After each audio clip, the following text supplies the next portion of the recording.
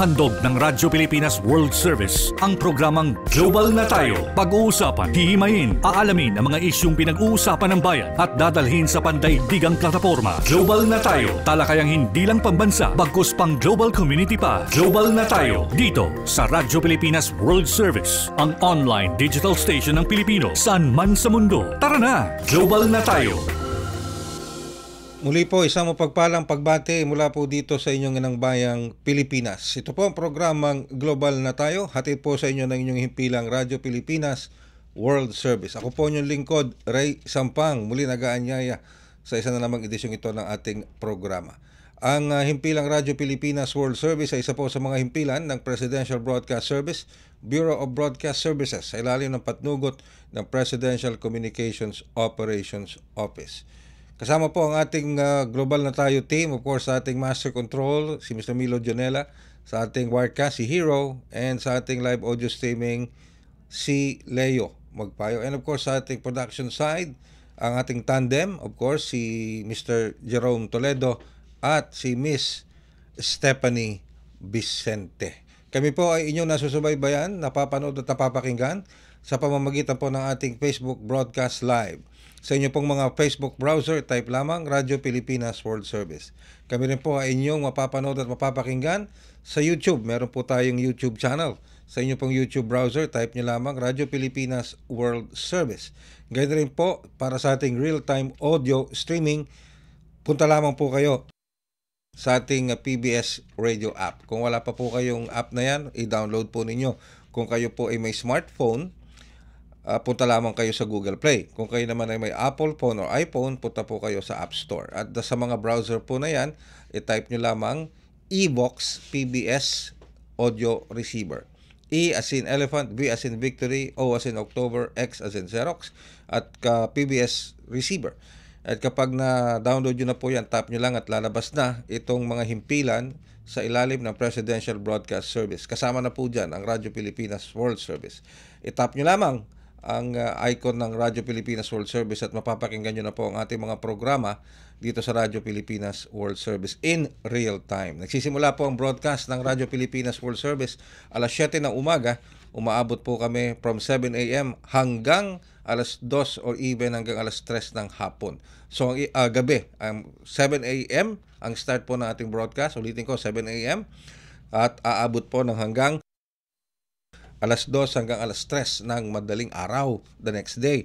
So, yun po yun. So, kahit saan man po kayo parte ng mundo naroroon, kayo man ay nasa Amerika, kayo man ay nasa Europa, Africa, o dito sa Southeast Asia o sa iba pang kontinente, hanggat meron po kayong shareable data, hanggat meron kayong internet access, pwede nyo na pong mapakinggan, masubaybayan anumang time zone, anumang timeline kayo naroroon sapagkat halos 24 hours po ang broadcast natin dito sa Radyo Pilipinas World Service. Serbisyo po natin para sa ating mga overseas Filipino workers at of course sa ating mga kababayan living and working abroad. At syempre dito na rin sa ating mga kababayan sa loob ng ating bansang inang Pilipinas. Ayan, okay? Sige, at marami pa ho tayong pag-uusapan. May tututukan tayong isang aspeto ng balita ngayon sapagkat ito po ay of course sa oras po kasi na to, nararanasan po dito sa may bahagi ng Bicol Region itong epekto ng bagyong Krising. Alright? Dito po sa may bahagi ng Bicol Region, maski dito po sa bahagi ng Visayas at bahagi ng Palawan. Pero ayon po sa pinakahuling datos ng Pag-asa, ng ating weather forecast sa Pag-asa, ito pong bagyong Krising, isa na po itong bagyo at ito ay may dala-dala ng signal number 1. Ito po ngayon ay inaasahan patungo ng panorte, alright, dito sa Northern Luzon at ayon sa Pag-asa, there is great probability na ito ay maglandfall. Malaki raw po ang posibilidad na maglandfall ito sa bahagi ng Cagayan dito po sa Northern Luzon. Kaya ganoon na lamang po ang paghahanda ng ating pamahalaan, ng gobyerno, ng Office of Civil Defense, ng NDRRMC at ng mga local government units at iba pang government agencies tulad ng DSWD at ng mga local government units ng mga bayan o probinsya na maaring naapektuhan na at maaari pang maapektuhan nito pong bagyong si Krising. Ang keyword po dito, ang operative word dito is preemptive measures, hindi reactive. Preemptive, ibig sabihin bago pa humaramdaman, bago pa tumama, nakahanda na lahat ang mga pangangailangan ng ating mga kababayan, lalong-lalo na doon sa mga low-lying areas, ibig sabihin yung mga madaling bumaha, mga bahaing lugar, mga landslide-prone areas, ng ating bansa. Dapat nakahanda na kagad ang mga local government units natin, ang mga national government agencies natin tulad ng DOH, NDRMC, OCD, Philippine Coast Guard, Philippine Army, at ano pang mga ehensya na nakatutok para po sa ganitong klase ng mga sitwasyon kung sakali mang magkaroon ng kalamidad. Okay? Tsaka yung pagbaha nga po. Alright?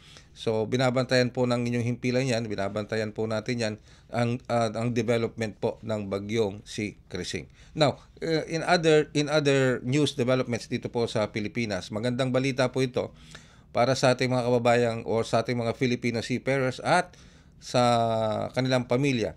Sapagkat, natatandaan niyo po ba yung ating pagtutok dito sa kalalagayan ng ating mga Filipino seafarers na lulan nung MV Eternity na sinalakay ng rebelde ng grupong Houthi diyan po sa Red Sea sa may Yemen. Ngayon po, magandang balita sapagkat walo sa mga Filipino seafarer nitong MV Eternity Sea ay nandito na po sa Pilipinas. Nakarating na po sila sa Pilipinas kagabi. Ito ay matapos na masurvive nila yung attack ng Houthi diyan po sa Red Sea. At batid naman natin na itong MV Eternity Sea ay lumubog na ito. Kaya ito pong 21 Filipino seafaring crew nito napilitang tumalon sa karagatan at meron pong mga nasawi dito na mga kababayan nating Filipino seafarer at meron din naman pong mga nakaligtas. Ito pong 8 Filipino seafarer na ito nakaligtas at bago ibalik dito sa Pilipinas dinala muna sa Saudi Arabia para sila ay magamot at makapagpahinga. Pero ngayon po nakabalik na sila. Nakadating po sila sa Ninoy Aquino International Airport o sa NAIA Terminal 1 sa may Pasay. Ganap na alas 9 ng gabi kahapon, Wednesday, oras sa Pilipinas. Sakay ng flight SB 670 mula po sa Saudi Arabia. At sila po ay sinalubong ng ating mga government officials, kasama na of course ang Department of Migrant Workers sa panguna ni Secretary Asleo Cagdac at ni Health Secretary Ted Herbosa. Para po sa karagdagang detalye ng kaganapang yan, later on dito pa rin sa ating programa, makalipas lamang ang ilang paalala. Paliwanag mo sa tao na hindi totoo yan. Dahil ang totoo, yung totoo ang dapat ninyong malaman. Nagkalat sa internet ang fake news Ang o ginagawa mali ng at fake news, tinatakot niyo yung tao. What they are doing is creating panic. We say no. Yung pagkalat ng fake news. And some of it's dangerous. Sana iwasan po natin pag-spread ng fake news. At di magpapakalat ng disinformation at misinformation ang kasulukuyang administrasyon. Stop telling us fake news because you're wrong. Para sa totoo at mapagkakatiwalaang mga balita at impormasyon, Radyo Pilipinas. Calling all runners out there. Ipakita ang pagmamahal sa inang bayan at soberanya. Halina't makilahok sa takbo para sa West Philippine Sea 2025 sa Quirino Grandstand, Manila sa darating na July 27, 2025. Mayroon itong 3 kategorya, 3K, 5K at 10K. Race shirts are provided to all registered participants. Hayaan ang mga yabag ng ating mga paa ang maging simbolo ng nag-aalab na pagmamahal at pakikibaka para sa West Philippine Sea. Para sa registration at karagdagang detalye, bisitahin ang official Facebook page ng Philippine Information Agency. Isang mensahe mula sa PIA at ng himpilang ito. This is a public service announcement. Alamin, ito ang walang pasok guide batay sa DepEd Order No. 37 Series of 2022. Sa panahong may bagyo, automatic na walang pasok for all levels sa mga lugar na may nakataas na Tropical Cyclone Wind Signal o TCWS number 1, 2, 3, 4 at 5. Automatic suspended naman ang klase at trabaho kung ang TCWS ay inilabas sa oras na nagsimula na ang klase. Para sa mga lugar na hindi kabilang sa TCWS, ngunit nakararanas ng malakas na hangin o ulan, nakadepende kay Mayor o kay Governor ang desisyon sa suspensyon. Tandaan, sakop lamang ng DepEd order na ito ang levels K-12 sa mga pampublikong paaralan, ngunit may option naman ang mga pribadong paaralan, state or local universities and colleges na sundin ito. This is a public service announcement. Public service announcement. From PBS, Presidential Broadcast Service, and Radyo Pilipinas.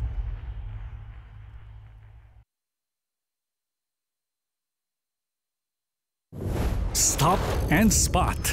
Paano tayo makasisigurong legit ang impormasyong nababasa natin sa social media? Spot the source. Hindi porke nag-viral, totoo. Kaya laging i-fact check ang impormasyong nakuha at tukuyin kung credible ba ang sources ng mga ito. Spot the purpose. Hindi lahat ng nakapost ay may mabuting hangarin. Ang iba ay may intensyong makapanira lamang. Kung sa inyong palagay ay hindi nakatutulong para sa mas nakararami ang impormasyon, huwag na itong i-share para hindi na magdulot pa ng gulo o pagkalito. Spot the ownership. Legit o edit? I-double check kung totoong nanggaling sa mga legit news providers ang impormasyon dahil baka edited lamang ito ng kung sino para magpakalat ng fake news. I-check muna ang kanilang mga official social media platforms para makasiguro. Spot the time. Updated ka nga ba? O baka outdated na yung balitang na-share mo? Siguraduhin na tingnan mabuti rin ang month, day at year ng impormasyong inyong binabasa upang hindi maging sharer ng mga lumang balita. Let's be part of the solution. We can be warriors against disinformation and misinformation. Maging mapanuri sa lahat ng oras. A message from Presidential Communications Office, Department of Education, Commission on Higher Education, DILG, DSWD, Presidential Broadcast Service at Radyo Pilipinas. Alright, nagbabalik po tayo dito sa ating programang Global na Tayo. Dito pa rin po sa himpilang Radyo Pilipinas World Service. Ako pa rin po yung lingkod, Ray Sampang. Kanina nabanggit ko po na sinalubong ng mga government officials itong 8 Filipino seafarers natin kagabi, Wednesday. Ito po sila ilulan nitong MV Eternity Sea na inatake nga po ng rebeldeng grupong Houthi dito po sa may bahagi ng Red Sea sa Yemen. At isa po sa mga sumalubong sa kanila ay walang iba kundi ang ating butihing kalihim ng Department of Health o ng Kagawaran ng Kalusugan, Secretary Ted Herbosa. Nasa linya po natin ng komunikasyon ngayon ng ating butihing kalihim Secretary Ted Herbosa. Magandang umaga po, Sec Ted. Si Ray Sampang po ito dito po sa Global na Tayo. Magandang umaga, Ray, at magandang umaga sa mga taga-subaybay dito sa Radyo Pilipinas. Alright, maraming salamat po, Sec Ted, sa pagpapaunlak po ninyo dito sa ating programa. Sec, isa po kayo sa mga sumalubong dito sa 8 Filipino seafarer mula po dito sa MV Eternity Sea, natake ito ng grupong Houthi sa Yemen. So, binigyan nyo sila ng mga tulong, medical assistance. Paano po naging interaction ninyo with our Filipino seafarers? Yan, no? As you very well know, lahat ng mga nare-repatriate na Pilipino, all of government approach kami sa utos ni President BBM. Pag tinawagan ako ni Hans na may mga i-repatriate tarong kagaya nito, mga seafarers. Health Emergency Management Bureau na nagbibigay ng emergency services. Alam mo, Ray, matindi yung yan, mga Filipino seafarers at nagkahiwalay pa sila nung kanilang team, no? 20 sila doon sa kanilang cargo ship na putukan, lumubog. At sila 8 lang ang nakabalik. Okay. Meron pang tay na 8 pa, no? Well, 7. Isa yata foreigner, Russian yung okay. Pero ano sila, matagal silang lumalangoy sa dagat. Alright. Almost 40 hours. So, ang na-rescue na, nagamot naman sila sa ating mga, sa Saudi Arabia, dinala sila sa city at nagamot sila doon. At nailipat sila. Dumating sila kagabi, alas 9 ng gabi at pinalubong ng, nandun doon ng OWA, nandun doon po ang DMW. Alright. Nandun ang DSWD, ang DFA, tulong na maibalik na, at ang TESDA at mga pamahalaan yan nung utos sa amin ng Presidente. Walang maiwan. So, yan sila ng mga monetary benefits doon sa yes, okay. naman medical services po binigay natin. Check up na rin maayos ang malulusog. Although may mga medyo nasa healing phases na. Pero ang pinaka-importante dito yung trauma. Yes, yun. Oo. Konti kayong mamatay, nag-iiyakan nga yung mga kamag-anak nila at niyakap sila nung kita na no? So very, yung sabi po, available ang lahat ng ahensya part of kailangan. Yes, okay. So Sec, yung medical assistance natin na ibibigay ng DOH sa mga Filipino seafarers ito is more on what? Trauma assistance, psychological assessment, ganun po ba, Sec Ted? Yes. Nila.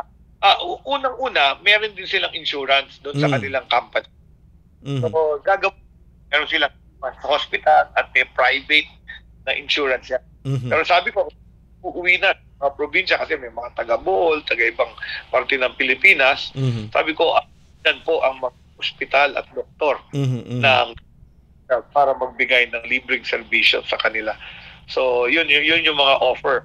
Bawat offer, yung TESDA nag-offer ng scholars na TESDA training. Yes. Binigyan sila ng mga certificate of scholarship.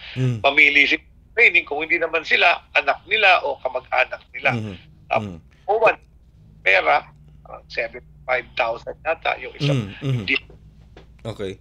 Well, pero hindi lang ito ang tinulungan nyo na sa Department of Health, Secretary Ted, sapagkat yung mga nauna pang mga na-repatriate, hindi lang dito sa mga Filipino seafarers, maging dito sa mga naging na-repatriate mula sa Israel, sa Iran, nandun din kayo na may suporta rin ng Department of Health dyan. In fact, yung sa Israel, nag-contact kami, Department of Health, together with our mental health experts, ng psychosocial processing or consultation via online. Nangyari yan tuwan-tuwa yung mga ilang mga natira pa doon sa Israel. Yung mga kwento nila nakakatakot kasi talaga pag dumadating yung bomba talaga magtatago ka na lang at magdadaan. Yes. Bombahan sa Israel at Iran. Yes, alright. Pero sa kasalukuyan po, Sec Ted, wala naman kayo nakita na kinakailangan talaga ng immediate, sabihin natin, psychological attention, trauma dito sa mga po natulungan na ng Department of Health? Wala naman, pero alam mo ang post-traumatic stress disorder syndrome, lumalabas po yan pagka nakauwi ka na, sometimes or month nakaroon na yan, di ba? Maalala niya yung experiences. Yun ang time na kailangan silang masuportahan. So, in-offer ko sa kanila yun na meron tayong mga ganung serbisyo kung saan bayan uuwi. Kasi mga taga-bayan. Alright, okay. Nasa yata ng hotel at madami pang processing at na marireceive nila from the private insurer ng ating shipping industry. Alright. No, maiba naman ako ng tayo natutuwa at kahit physically they're physically okay. Well, at least sa puntong sinalubong nyo sila, at least mentally, masasabi nating mentally and emotionally stable naman po yung ating mga Filipino seafarers Sec Ted. Pero maiba lang ako ng tanong kasi ito binabantayan natin yung bagyong Krising ngayon. Hindi lang yung bagyong Krising, pati yung mga naunang si Bising at saka yung mga low pressure area na talaga nakapagdulot ng pagbaha dito sa iba't ibang bahagi ng Pilipinas, particular dito sa National Capital Region. Dahil I'm bringing this up kasi lumabas sa isang hala na dito sa Quezon City, they are already experiencing a high rate of cases of leptospirosis, Sec Ted. So ano ba ang dapat na paunawa sa ating mga kababayan ngayong ganitong tag-ulan na, marami ng bagyo, meron pang habagat, may mga pagbaha, Sec Ted? Ayan, in fact, kagabi, actually pinapunta ko yung undersecretary ko, si Undersecretary Maestral, para tingnan yung isang health facility sa Catanduanes. At medyo ng bagyo at sinasabi niya sa akin, nakakatakot daw, tsaka lakas talaga ng mga ulan at tsaka hangin.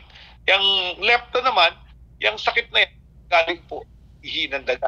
Ang mikrobyo na ikaw ay may sugat sa paa, sa balat, at ikaw ay usong sa tubig, pwedeng pumasok ang mikrobyo sa iyong dugo at ng leptospirosis. Yun ang sakit, leptospirosis.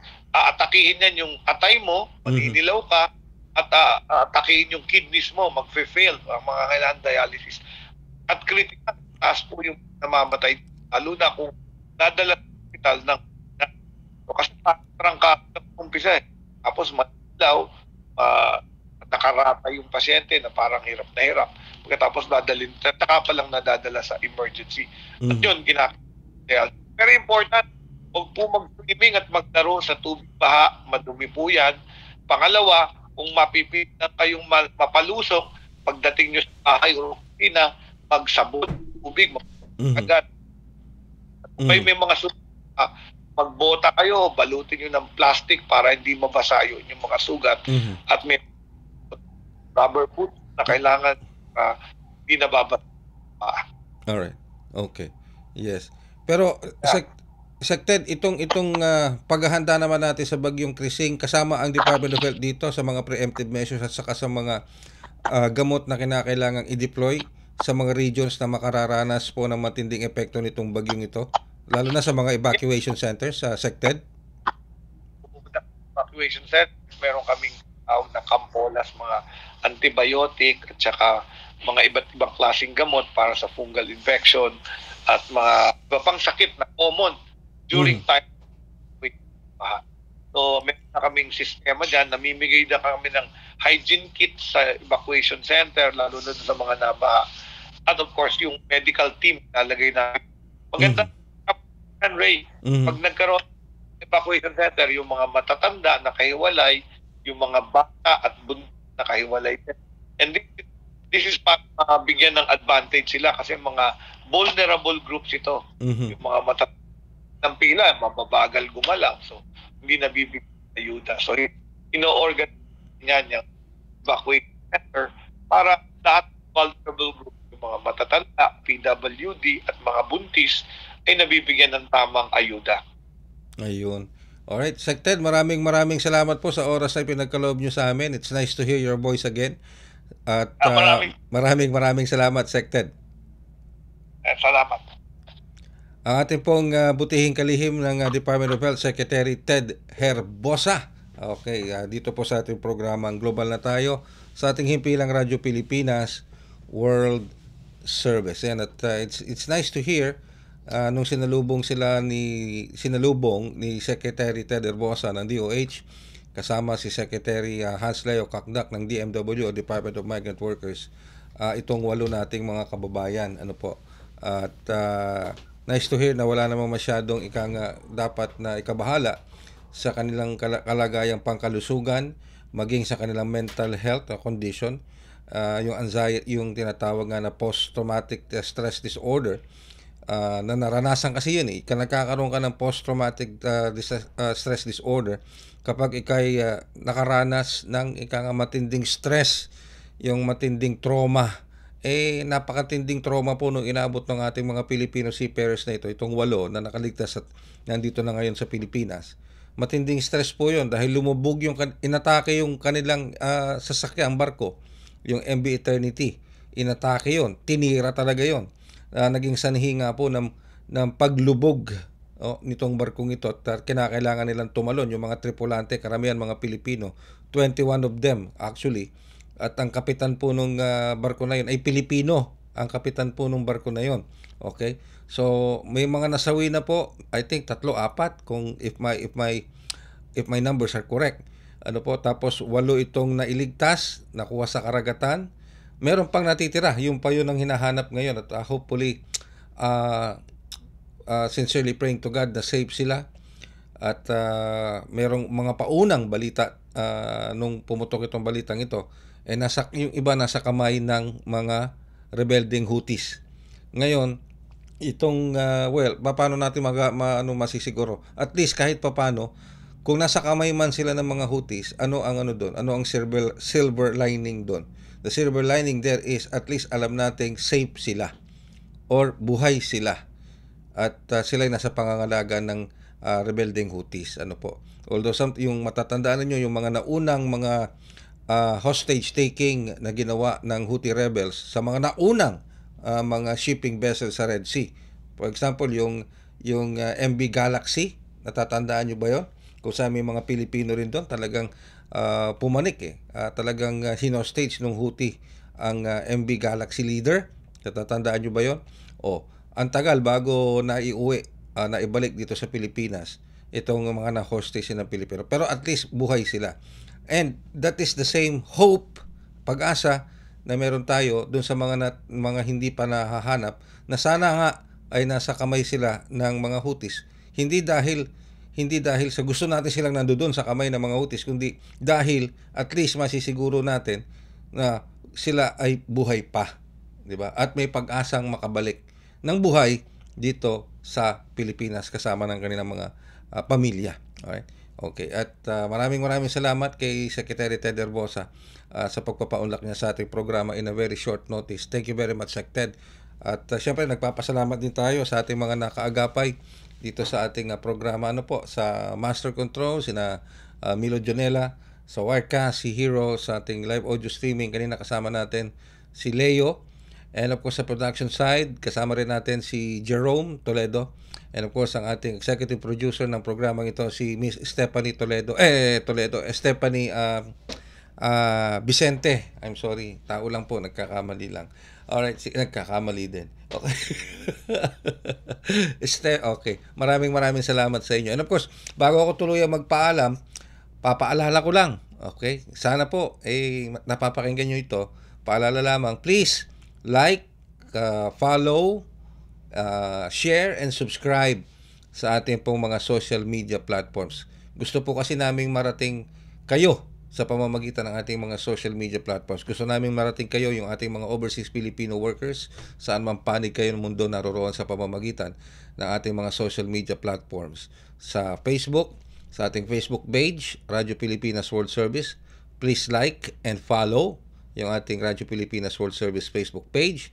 And of course, sa ating YouTube channel, Radyo Pilipinas World Service, please subscribe dito sa ating Radyo Pilipinas World Service YouTube channel.